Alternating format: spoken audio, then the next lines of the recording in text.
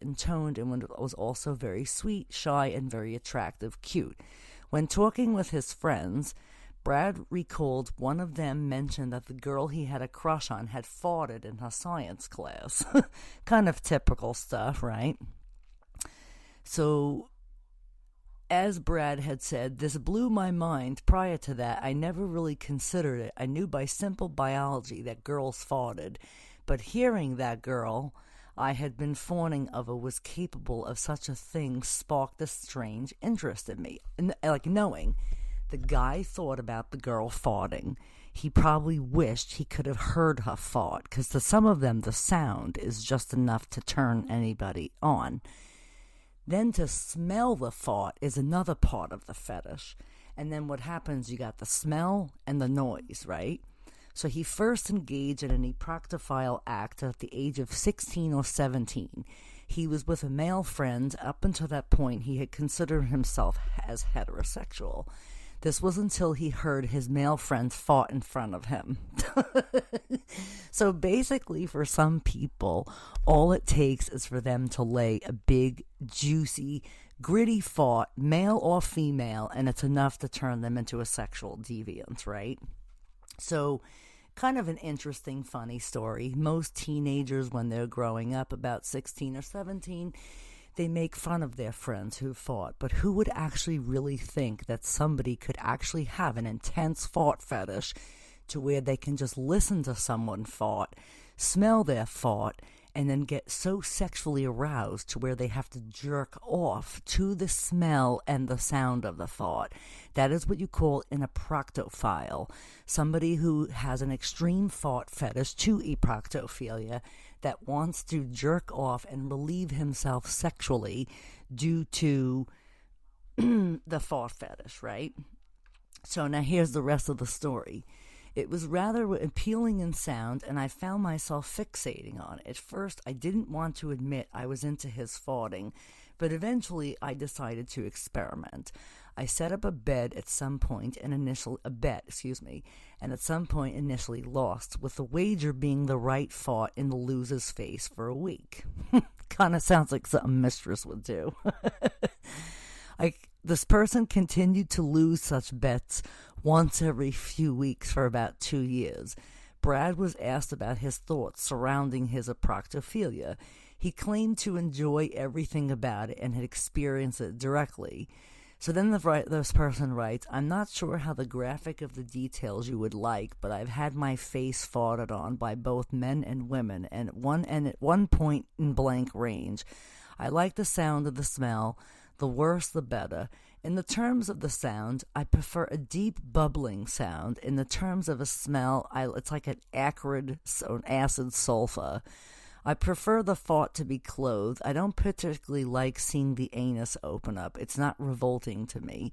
I just prefer fabric for 3 reasons. Firstly, the sound tends to be better with fabric, particularly jeans or nylons. Second, the smell lingers in the cloth, whereas in the nude, it's a relatively quick blast of smell. So it's an interesting story. For people who fart wearing clothes and you feel that rippling of the farting, right? Then you have the waft of smell that does get trapped in the fabric. So even if you sit there and you kind of open and close your legs, you're still fanning and wafting that farty stench up your nose. So you have to think about it, right? Like whoever listening to the show tonight is probably sitting home jerking off, listening to Mistress talk about eproctophilia, farts, and smells. Because believe it or not, there are people that have serious eproctophilia fart fetishes and nobody knows. It could be like your coworker, it could be your neighbor, it could be the lady down the street, it could be anybody. People, you have no idea farting is a normal bodily function, but for some people it gets to be a little, So, of course, Mistress loves talking about this type of stuff because it's quite fucking comical if you ask me, So, it says here, I prefer the farter to be clothed. I don't particularly like seeing the anus open. It's not revolting to me. I just prefer fabric for the reasons. The sound tends to be better with the fabric, particularly jeans or nylon. Second, the smell lingers in the cloth, whereas in the nude, it's a quick blast of smell. Third, I like the look of the butt cheeks better when they are defined by fabric. Brad was specifically asked why he preferred sulfurous farts. He said they tended to be the strongest and most disgusting. Now, for some guys, the most disgusting, strongest smells is what they really get off on. Now, there are people who are going to be listening to the show and go, is this fucking lady kidding me or what? People actually like to smell people's farts. Yes. In the gay community, there are people, gay guys, that give each other rim jobs, right? You know what a rim job is? Somebody is licking your asshole, your anus, and they're doing a swirly motion with their tongue, and they're licking the ass. You know, they may even stick their tongue up somebody's asshole. What would be even cooler to do that, right? While you're giving somebody a nice salty rim job and you're getting a blast of obnoxious air up your nose. Now, when I was doing pro-dom sessions back in the day, Mistress is kind of retired at the moment, so I'm going to be having surgery in like 2 weeks or a week and a half, and I'm going to be out for a while. So when Mistress was fully active doing pro-dom sessions way back in the day, I had a submissive that came to me and asked me for a fart fetish session. Now, I had to plan for this session quite ahead of time. I had to eat hard-boiled eggs for 3 days prior. Nothing gives Mistress more gas than eating six hard-boiled eggs in one sitting. Broccoli, spinach, beans and rice, Taco Bell, Brussels sprouts is another good gassy food for Mistress to eat to fart on people's faces. So I ate a whole bunch of this type of food. The fella comes to my dungeon. This was when I lived in upstate New York. Paid me like $325 just so he can be locked in my stockade, which at the time I had a standing one.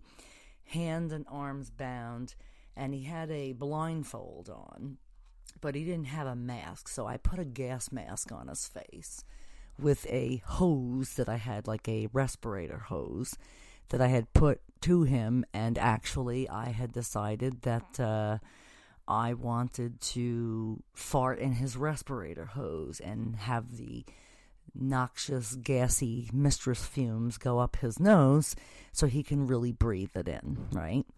So I did that a few times. I farted in his face a few times. I kind of spit in his face, humiliated him, told him he was a stinky little fart sniffer, and that he, was going to just breathe in nothing but Mistress's ripe, gassy fumes for the next hour, right? So it was kind of an interesting story if you think about it, because who does that to someone? Who wants somebody to actually fart in their face? And the guy was really like getting off, and now he didn't jerk off during my session, but because I don't allow that, but he actually like smelled and said, "Oh, Mistress, thank you for giving me your gas.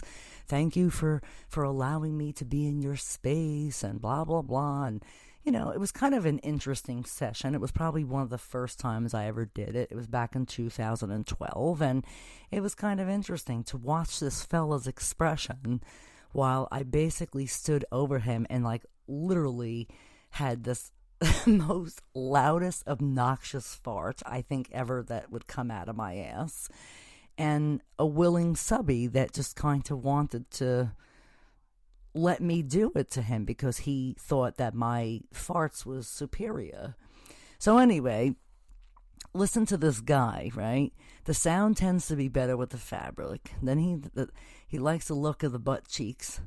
He was specifically asked why he preferred sulfurous farts, and he said they tended to be the strongest and most disgusting. The more disgusting, the more I like it, as he heightens the sense of duality, right?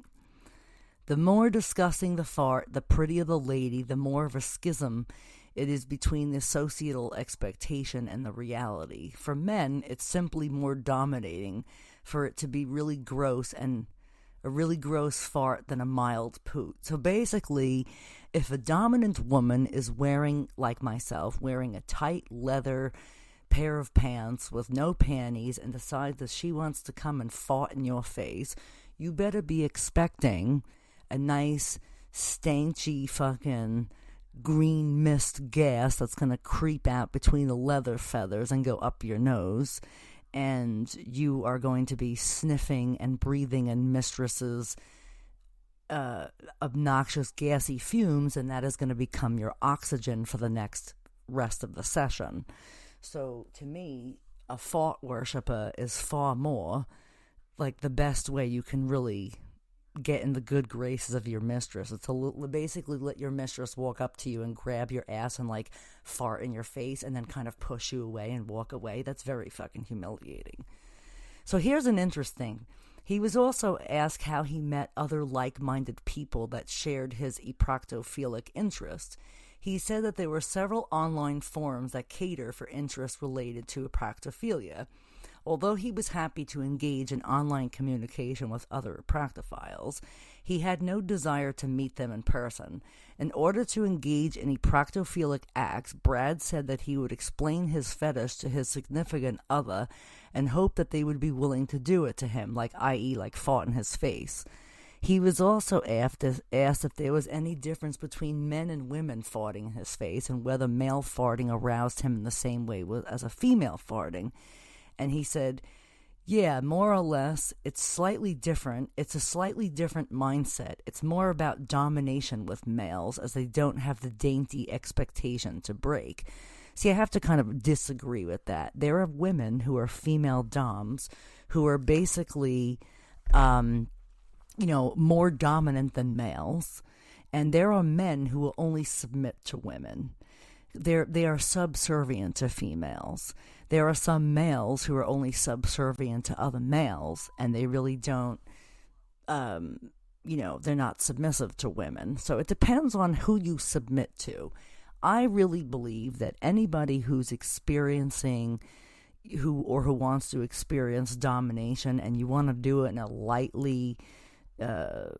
way, whether there's no bondage, there's no discipline, you would try to do the Eproctophillia Fetish. I mean, it's humiliation. Think about it. How many women out there who are listening to my show that would love to walk up to a fella, whether it's your husband, your boyfriend, or a cousin or somebody, and just take your ass, walk past them, and blow a ripe, stanky fart in their fucking face, and just stand there and laugh at them for it?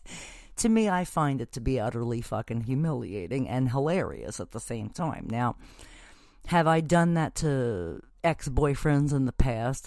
Not my recent ex-boyfriend, but before my other boyfriend, I had a husband, and my husband actually kind of liked when I used to fart in his face. He used to think it was hilarious. And then the best was when I would be in bed getting ready for bed, he would then come over to me and kind of fart in my face and say, "Oh, it's Dutch oven action, baby. You do it to me."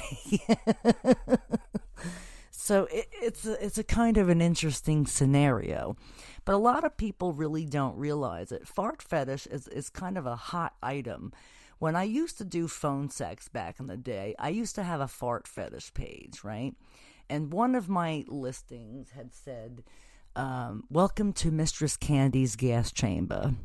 And the reason why I say that is, I used to have this one fella back in like 2010 or 2011 who used to call me on the phone for Eproctophillia fart fetish. And it got to the point where in the beginning, I used to do my own stanky farts. And then it got to be too much eating all this terrible food that was giving mistress a stomachache. So I actually went and got a whoopee cushion keychain, right? When I had the whoopee cushion keychain, I was actually able to basically fart on command, and these guys had no clue that it was just a whoopee cushion keychain because the farts in it sounded so fucking damn real.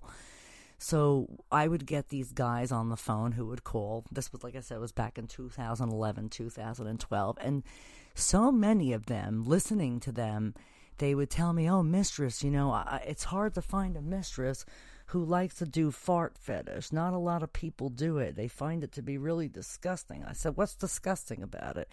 It's a normal, basic body function. If somebody wants to get off on it, so fucking be it. That's what your sexual fetish is. That's your fetish is eproctophilia. You like the smell of the fart. You like the sound of the fart. And apparently you like to jerk off to the sound and smell of the fart, so be my fucking guest. I'm dominating you through gas, basically. So you're going to be farting to my gas chamber. You're going to be playing with yourself to my gas chamber. But it's more